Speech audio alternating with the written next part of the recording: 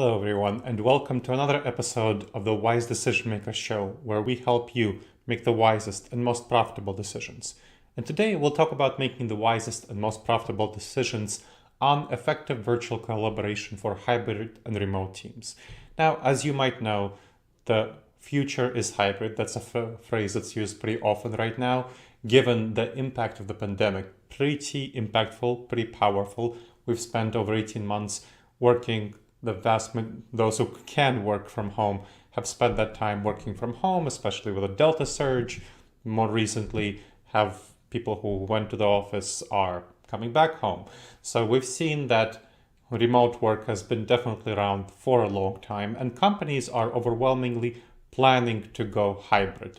So up to 75% of employers plan to have hybrid schedules. This is led by large companies making the shift. You might think that, this is innovative, smaller middle market companies are making the shift. No, we're seeing large companies making the shift, and traditional companies, not simply the tech companies. I mean, I understand, companies like Facebook and Dropbox are saying we'll have remote work for as long as you want, and the rest people will be for as many people as you want from their workforce, and we'll have plenty of people working hybrid who want to come to the workplace however much time they want. But we also have traditional companies, large companies making the switch, like Nationwide, a major insurance company where permanently there's a switch to remote work for many workers. Some divisions have up to 75% of their workers working full-time remotely. The rest are coming in on a hybrid schedule. We have manufacturing companies like Applied Materials, which have a mostly hybrid schedule for their workers, with some people working full-time remotely. And we have plenty of other traditional companies. Target, for example, its back office employees are coming in on a hybrid schedule. So we are seeing large companies making these permanent shifts, and where they have the large majority of their workforce coming in on a hybrid schedule, 1, maybe 2 days a week, something like that, and the rest of it being fully remote. So minority, but a significant minority being fully remote. Now, a number of company leaders don't want that. They don't want a hybrid schedule. They don't want any employees fully remote, because they feel that their company culture really suffered during the pandemic. It was really hurt. It was a big problem. And they want everyone back together. They want the teamwork. They want that collaboration. They want the company culture, that connection. Well, here's what happened. During COVID lockdowns, the leaders of these companies, they forced office-style collaboration on remote work. So office-style collaboration. Now, it's natural that happened in the lockdowns, because people didn't know any better, right? There was the lockdowns, the sudden, abrupt, major. And so what happened? Well, you naturally used what you know. There's a cognitive bias called functional fixedness, where we impose the ways that we know how to do things on the rest of our contexts, on new contexts and new solutions, on new problems. We seek the same old solution, also called the hammer-nail syndrome, when you have a hammer, everything that looks like a nail, right? It's natural for it to happen early onwards, but it's very surprising that it continued to happen throughout the pandemic, that companies didn't figure out how to adapt strategically to virtual work. They kept imposing their in-office culture on virtual work, which of course leads to poor results. Relatively few companies strategically revised their culture to adapt to the new normal of virtual work, of full-time remote work for these 18 months when the pandemic was raging and still kind of continuing to rage. So they achieved much better retention of employees and much better engagement of employees. Now, the reason we can't use these old methods, these traditional methods in virtual collaboration. So why is that? Why can't we use them? It seems natural, right? We know this way, that's in-office culture. Why can't we use them? Well, because we crave connection. We want to feel connected to each other, to have a community. And office-style collaboration is not really great for that sense of community. You've had those Zoom happy hours, right? That is not great. If you've experienced them, usually managers force employees to come to them. There are only very few employees who actually enjoy Zoom happy hours. Managers force employees to come to them, and that's because managers don't have any other way of having social interaction and team building. And even those weekly meetings, lots of employees are disengaged in those weekly meetings. And again, managers are trying to use the same techniques that they used in the office in the virtual workspace. And that just does not work very well. So those team weekly meetings mostly don't work well. Those, and especially those Zoom happy hours, don't work well. There's a lot of problems with such dynamics. That's why they lead often to telework burnout and Zoom fatigue and people complaining that there are way too many meetings. There are surveys showing that over 80% of people who work remotely complain of way too many meetings. That's because they just don't work. These Zoom happy hours, these team meetings, that's a big problem. So you need to figure out other ways of collaborating effectively, adapting your culture to this post-pandemic normal, where it will be mostly hybrid with some fully remote. So that's a hybrid first model. That's what it's called, hybrid first. Working on site once or more weekly for mostly 1 day a week. That's kind of will be the default for most people. Some people who need to do more collaboration will be coming in more often, but 1 day a week for most people, that will be the default. That's going to be 70 to 90%. So I consulted for 16 companies and helping them adapt strategically to the future of work arrangements post-pandemic. And that's what 15 of them adopted this hybrid first model, with 70 to 90% of the people being in the office 1 day a week or something like that, and the rest full-time remote. So 10 to 30% are full-time remote. And the percentage depends on what kind of company you are.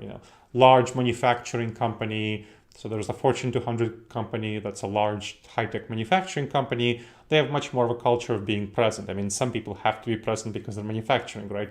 Other people, just because of this culture, tend to orient toward more of a tendency to come to the office. They have more closer to 90% of the people being hybrid and 10% fully remote. Other companies that provide more services or more software, high-tech, they have more that I consulted for. They have more closer to the 70% figure. And one company out of that 15 chose to be a home-centric company, meaning that the large majority of time they're working remotely, and then just if there's a need for collaboration, a specific project collaboration, they can have employees who choose to come to the office. So that's going to be a home-first model, so remote-first model. And again, there's an office that people can still come to if they feel that they need to. So what you need to do for that, for both hybrid teams, so whether you're coming into the office for a day or two a week, or fully virtual teams, so you're not coming into the office except maybe once a quarter for a team building retreat. For both of those, for hybrid teams and the days that they're not coming to the office, again, the days that they're not coming to the office, if you're coming in 1 day a week on Wednesday, it'll be Monday, Tuesday, Thursday, Friday. And then remote employees for every day. You want to establish effective virtual format collaboration. So virtual format. You don't want to use traditional in-office culture and impose that on people's collaborative activities, on their ways that they bond with each other, on the teamwork and collaboration. So you want to discuss these changes and get buy-in on 3 key points of virtual collaboration, which we'll talk about. But again, you don't want to just impose these. You just want to talk to people about it and say, here's what we want to do. This seems like this is a best practice that has been adopted by a number of top companies, and you want to get their buy-in on these steps. But generally, here's what you want to do. So there are going to be 3 techniques that I'll talk about. 3 techniques for effective virtual collaboration. Again, for hybrid teams on the days that they're not in the office, and remote teams all the time. So every day. One is going to be water cooler conversations. So you want to replace those water cooler conversations, what managers try to do with the Zoom happy hours. You want to replace them, instead of using in-office style culture activities, you want to replace them with native virtual activities. And again, it's important to do that, to build that trust, to maintain that person-to-person connection, to create good teamwork. You want to create a morning update for teams using collaboration software. So let's say your Microsoft Teams, your Slack, your Trello, Asana, Mondays, whatever you use. Say Microsoft Teams, new companies, the large majority of companies with which I worked use that. What they do is they create a channel. So Microsoft Teams has channels, Trello has cards, whatever you have. For each team that has 6 to 8 people team, that sort of team arrangement. Each team has its own channel marked personal, so using collaboration software. And in that channel, each team member respond to prompts on their work and life in the morning. So that prompts would be the general prompts that were adopted is, how are you feeling right now? How's your personal life going? Share something interesting about yourself or the world that other people don't know. And finally, what do you plan to work on, focus on this day? And that's going to be a morning check-in. So that's a morning update. Now, the team members also respond to each other, so 3 other team members, after they share this. This is a pretty brief activity. It takes 5 to 10 minutes, so it doesn't take much time. And it's very contributing to their engagement. And people really like learning about these facts about the world or each other. They want to know what other people are doing, and it helps them to know what other people, how are they doing in their personal life, and it also helps them to know what they're focusing on at work in case they want to collaborate, in case they want to coordinate on things. And you know what? It's also very helpful for managers, because I've seen managers, those team leads, the supervisors, get pretty anxious about whether their employees are even working at all, because they don't necessarily know that. They can't see that, and their employee might be sick or might be off, or there might be something weird going on. So it helps them address that, and helps them, leaders also get to know what's going on with the employees in their personal life, and kind of reveal things, talk about things. There might be issues, work-life balance, stress, that the employee might reveal, and they do reveal from my experience consulting for these companies in those chats, and that the manager can then talk to them about it. It's really very helpful. So that's point 1. The second point, you want to address diversity, equity, and inclusion. Minorities tend to want more remote work than the white males. So there was a survey of white knowledge workers that found that 80% of white knowledge workers want substantial remote work. That's either hybrid or full-time remote. So 20% of them wanted to go back to the office Monday through Friday, 9 to 5. Now, what about black knowledge workers? Black knowledge workers, 97% of them wanted full-time remote work. Only 3% of them want to go back to the office full-time. Why is that? Well, because they're still facing microaggressions and discrimination back in the office.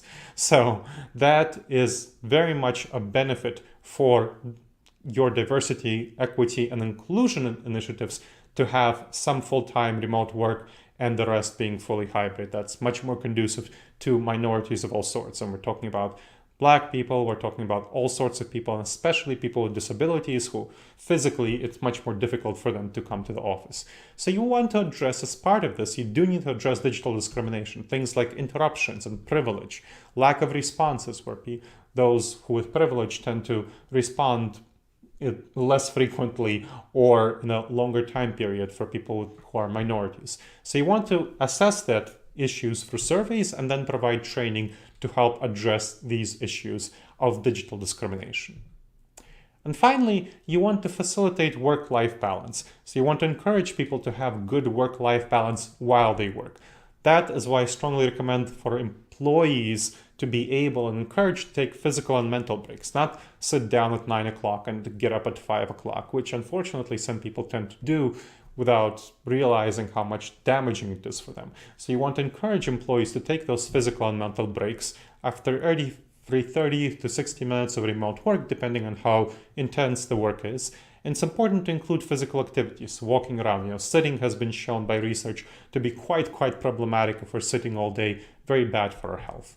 So breaks, that's going to be helpful for collaboration, for productivity, and it will reduce burnout, mistakes, and conflicts. All right, everyone. So I hope this presentation of why it's very beneficial for you to adapt native virtual formats for effective collaboration in hybrid and remote teams has been helpful for you. So check out other episodes of the Wise Decision Maker Show on wherever you're checking out the Wise Decision Maker Show. Subscribe to us on whether you're checking it out on videocast on YouTube, whether you're checking out on a podcast through Apple iTunes or plenty of other venues where the podcast is distributed. Send us your thoughts. Leave a comment with sharing your thoughts. Click like if you like it, and email me with any feedback at gleb@disasteravoidanceexperts.com. Gleb at disasteravoidanceexperts.com. And please share about it with your friends and on social media. That's the best compliment and the best thing you can do for a podcast or video cast. So please do that. All right, everyone. I hope this has been helpful to you, and I look forward to seeing you next time. And in the meantime, the wisest and most profitable decisions to you, my friends.